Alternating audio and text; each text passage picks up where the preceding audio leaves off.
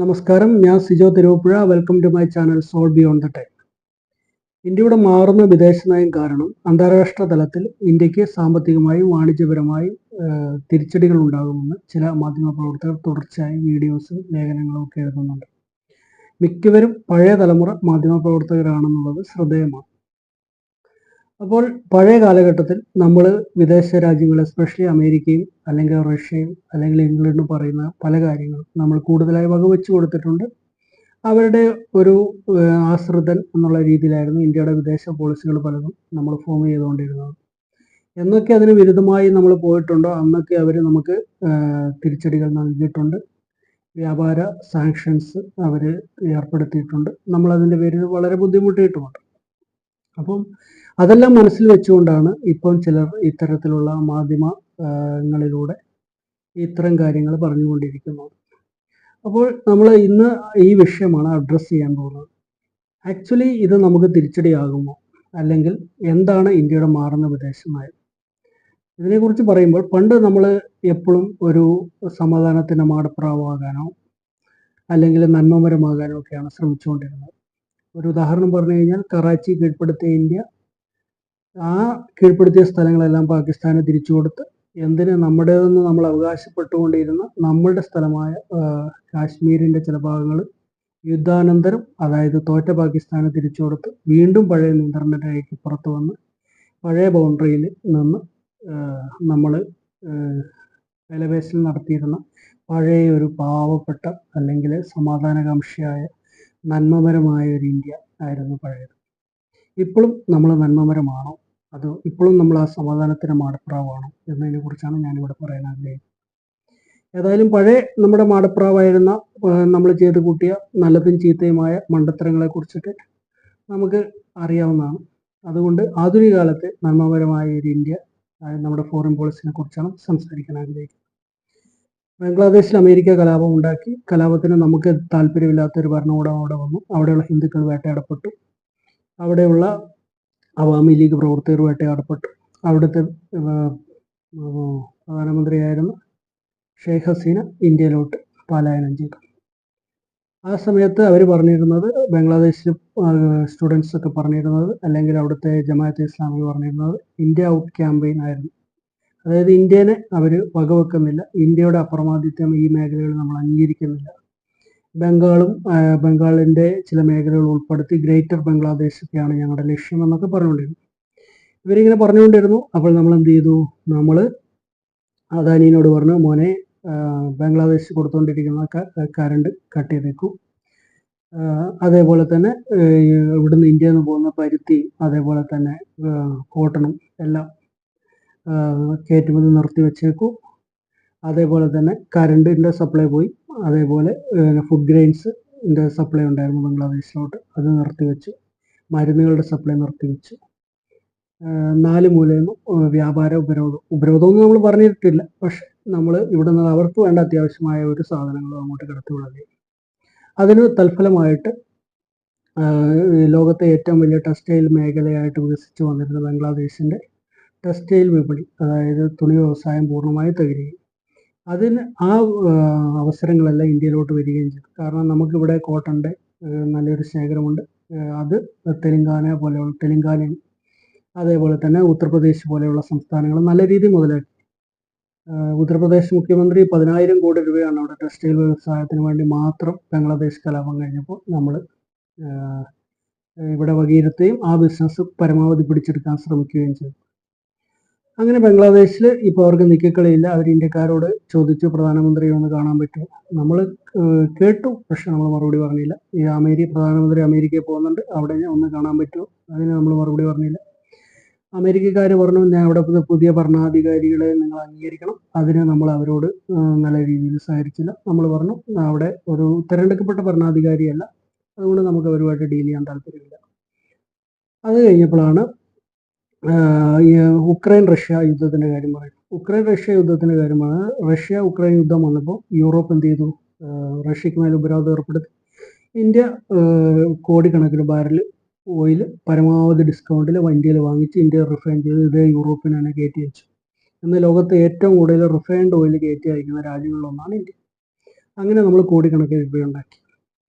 അത് പോരാഞ്ഞിട്ട് നമ്മൾ റഷ്യക്ക് കരാറിൻ്റെ ഭാഗമായിട്ടുള്ള ആയുധങ്ങളുടെ സപ്ലൈ, ഇവിടെ നിർമ്മിച്ചുകൊണ്ടിരുന്ന കൊളാബറേഷൻ നിർമ്മിച്ചുകൊണ്ടിരുന്ന ആയുധങ്ങളുടെ സപ്ലൈ ഉക്രൈൻ യുദ്ധത്തിനുള്ള കൊടുത്തു. ഇതൊന്നും പോരാഞ്ഞിട്ട് നമ്മൾ നാറ്റോയ്ക്കാണ് ആയുധം വിറ്റുകൊണ്ടിരിപ്പുണ്ടായിരുന്നത്. ഇപ്പം ആത്മനിർഭർ ഭാരതൊക്കെ വന്നു, അതേപോലെ തന്നെ നമ്മൾ മേക്ക് ഇൻ ഇന്ത്യ വന്നു. ഇവിടെ ഇഷ്ടംപോലെ ആയുധങ്ങൾ ഉണ്ടാക്കുന്നു. നമ്മൾ നാറ്റോയ്ക്കും ആയുധം കൊടുത്തു. ഈ നാറ്റോയ്ക്ക് കൊടുക്കുന്ന പല ആയുധങ്ങളും നാറ്റോയും ആയുധങ്ങൾ നാറ്റോയിൽ നിന്ന് ഉക്രൈനിലെത്തുകയും റഷ്യക്കെതിരെ പ്രയോഗിക്കുന്ന അവസ്ഥയിലോട്ടൊക്കെ എത്തി. അങ്ങനെ നമ്മളത് കുറച്ച് ഡിലേയിലൊക്കെ ചെയ്തു വെച്ചു. അന്നേരം അങ്ങനെ ഇരിക്കുമ്പോഴാണ് അമേരിക്കക്കാരോട് നമ്മൾ കുറച്ച് വിമാനങ്ങളുടെ എൻജിൻ ചോദിച്ചിട്ടുണ്ടായിരുന്നു. നമ്മുടെ തേജസ് യുദ്ധ വിമാനങ്ങൾക്ക് എൻജിൻ വേണം. അപ്പം എൻജിൻ ചോദിച്ചിരുന്നു. അപ്പോൾ GE ആയിരുന്നു ഈ കരാർ കൊടുത്തിരുന്നത്. അവർ നമുക്ക് വർഷം ഒരു 25-30 എൻജിൻസ് കൈമാറാമെന്ന ഉള്ള സമ്മതപത്രമൊക്കെ തന്നിരുന്നു. എന്നാൽ അവരത് ഡിലേ ചെയ്തു.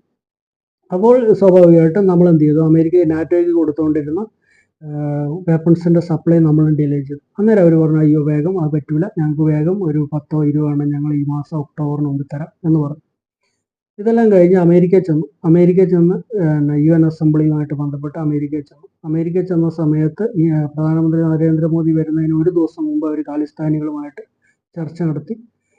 നമുക്ക് തരാമെന്ന് പറഞ്ഞ വിമാന എഞ്ചിനും അതുപോലെ തന്നെ പല ടെക്നോളജികളും ഡിലേ ചെയ്തു. അന്നേരത്തേക്ക് നമ്മൾ എന്ത് ചെയ്തു, ആ ടെക്നോളജി മോദിജി അമേരിക്ക ഇരിക്കുന്ന സമയത്ത് തന്നെ ഫ്രാൻസ് ടെക്നോളജി ട്രാൻസ്ഫർ ചെയ്യാം, ഇന്ത്യ തന്നെ നിർമ്മിക്കാമെന്നുള്ള രീതിയിൽ ഇവിടെ അത് നിർമ്മിക്കാനുള്ള പ്രക്രിയകൾ നമ്മൾ ആരംഭിച്ചു. അതേപോലെ തന്നെ പാകിസ്ഥാന്റെ നിലവിലെ അവസ്ഥ എല്ലാവർക്കും അറിയാനാണ്. നോട്ട് നിരോധനത്തിന് ശേഷം പാകിസ്ഥാനെ പരമാവധി ഒറ്റപ്പെടുത്തിയിട്ടേക്കാണ്. അവരെ സാമ്പത്തികമായി തകർത്തു. ബലൂചിസ്ഥാനിലെ തീവ്രവാദികൾക്കോ അല്ലെങ്കിൽ അവിടുത്തെ ലിബറേഷൻ ആർമിക്ക് പരമാവധി ആയുധങ്ങൾ എത്തിച്ചു കൊടുത്തു. ലോകം മുഴുവൻ പോർട്ടുകൾ നമ്മൾ ഷെയറിലെടുത്തു. എന്തിനു പറയുന്നു, ബംഗ്ലാദേശിലും ബ്രൂണയിലും അതേപോലെ തന്നെ ലോകത്തിലെ വിവിധ ഭാഗങ്ങൾ, ഇസ്രായേലിലെ പോർട്ടുകൾ വരെ നമ്മുടെ കയ്യിലാണ് ഇപ്പോൾ. പല പോർട്ട്, ഹൈഫ പോർട്ടൊക്കെ അദാനിയുടെ പേരിൽ ഇന്ത്യ വാങ്ങിച്ചെടുത്തു. അങ്ങനെ ലോകത്തിലെ ഏറ്റവും ശക്തമായ രാജ്യങ്ങളിലൊന്നായി മാറി. അതായത് പറഞ്ഞു വരുന്നത്, ഇന്ത്യ പഴയ സമാധാനത്തിൻ്റെ മാടപ്രാവ് എന്നുള്ളൊരു ഇത് വിട്ടിട്ട് ലോകത്തെ ഏറ്റവും സ്മാർട്ടായിട്ട് വ്യവസായം ചെയ്യുന്ന ഒരു രാജ്യം എന്നുള്ള രീതിയിൽ പോയി. അതിൽ ഇത് പറയാൻ വിട്ടുപോയത് ബംഗ്ലാദേശിലോട്ടുള്ള ഫാർമസ്യൂട്ടിക്കൽസ് കയറ്റുമതി പരമാവധി നമ്മൾ നിർത്തിയിട്ടാണുള്ളത്. അവർക്ക് നിലവിൽ അതും മരുന്നുകളുടെ ഷോർട്ടേജ് ഒക്കെ ഉണ്ട്. ഇങ്ങോട്ട് വിസ അനുവദിക്കുന്നില്ല. ചൈനക്കാർ നമ്മുടെ അതിർത്തി മാന്തി, നമ്മൾ പട്ടാളക്കാർ നല്ല രീതിയിൽ തിരിച്ച് മാന്തി വിട്ടു. അത് മാന്തി വിട്ടതിന് ശേഷം എന്ത് സംഭവിച്ചു എന്ന് വെച്ച് കഴിഞ്ഞാൽ, ചൈനയിലോട്ടുള്ള ഡയറക്റ്റ് ഫ്ലൈറ്റുകളെല്ലാം നമ്മൾ നിർത്തിവെച്ചു. ചൈനക്കാർ ഇടയ്ക്കിടയ്ക്ക് നമ്മൾ പറയും, അതിർത്തി പ്രശ്നങ്ങളൊന്നും നമ്മൾ കാര്യമാക്കണ്ട, നമുക്ക് ബിസിനസ് തുടരാം എന്ന് പറഞ്ഞു. അന്നേരം ഇന്ത്യ പറഞ്ഞു, അതിർത്തി പ്രശ്നങ്ങൾ പരിഹരിക്കാതെ യാതൊരു ബിസിനസ്സും നിങ്ങളുമായിട്ടില്ല, യാതൊരു പുതിയ ബന്ധങ്ങളും നിങ്ങളുമായിട്ടില്ല എന്ന് പറഞ്ഞു.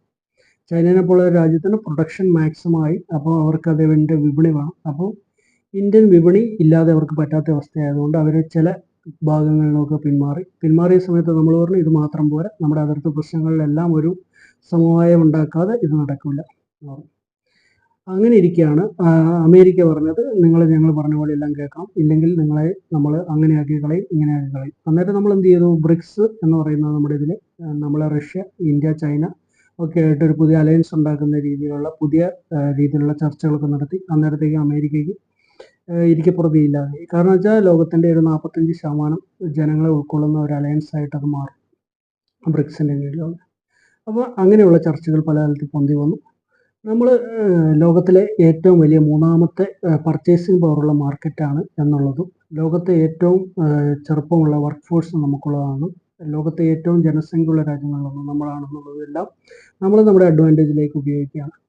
അതുകൊണ്ട് തന്നെ നാളെ ഈ അമേരിക്കയോ ഇംഗ്ലണ്ടോ അല്ലെങ്കിൽ ഈ യൂറോപ്യൻ രാജ്യങ്ങളോ ഏതെങ്കിലും ഒന്ന് നമ്മുടെ രാജ്യത്തെ ഒറ്റയടിക്കും കൊണ്ട് തകർത്ത് കളയാം എന്ന് വിചാരിച്ചാൽ അത് നടക്കുന്ന ഒരു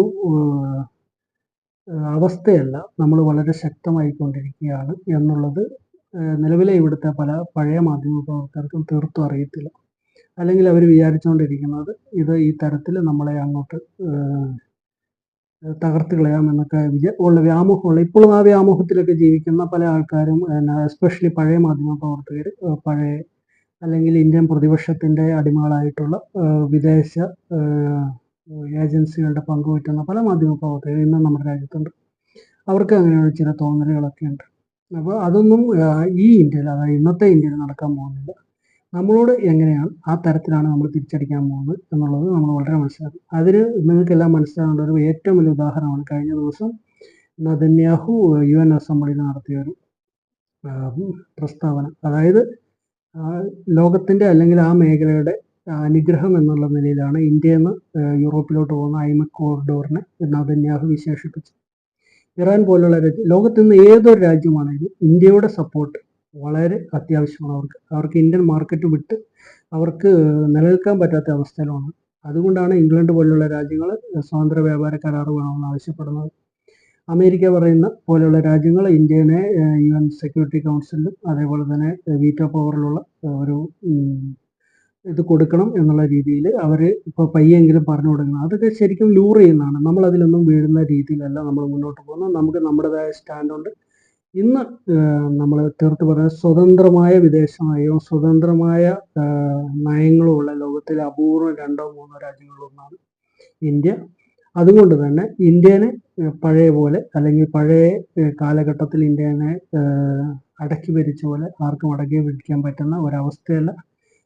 അത് അങ്ങനെയൊക്കെ നടക്കും എന്ന് ഇവിടെയും പുറത്തും ആരെങ്കിലുമൊക്കെ വിചാരിക്കുന്നുണ്ടെങ്കിൽ അത് വെറും വിവാസത്തിന് മാത്രമാണ്.